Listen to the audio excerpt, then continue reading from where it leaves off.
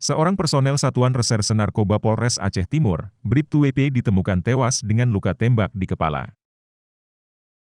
Kabid Humas Polda Aceh Kombes Winardi, mengatakan, korban pertama kali ditemukan tewas di rumahnya oleh Kasat Narkoba di Desa Seune Ubok Punteut, Kecamatan Peudawa pada hari Kamis sekitar pukul 16.30 waktu Indonesia Barat. Korban merupakan anggota dari Satreskoba Polres Aceh Timur. Jadi Bribtu Bribtu WP ini merupakan anggota dari Satreskoba Polres Aceh Timur. Lagi kita dalamin TKP, termasuk orang-orang yang menemukan pertama kali, kemudian akan kita lakukan pemeriksaan sampai kita temukan nanti gimana kronologis kejadian dan sebagainya. Saat itu Kasat Reserse Narkoba yang menemukan pertama kali.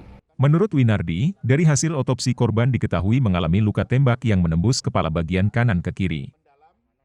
Tim Inavis telah menyelidiki lokasi kejadian secara maraton dengan mengedepankan Crime Scientific Investigation. Di lokasi juga ditemukan satu senjata api jenis Taurus dengan amunisi 5 butir, 1 dompet, 2 ponsel, 1 proyektil dan 1 kotak amunisi cadangan. Kasus tersebut kini sedang ditangani Propam Polda Aceh dan Polres Aceh Timur untuk mengungkap penyebab kematian korban. Tim Liputan Aceh Video.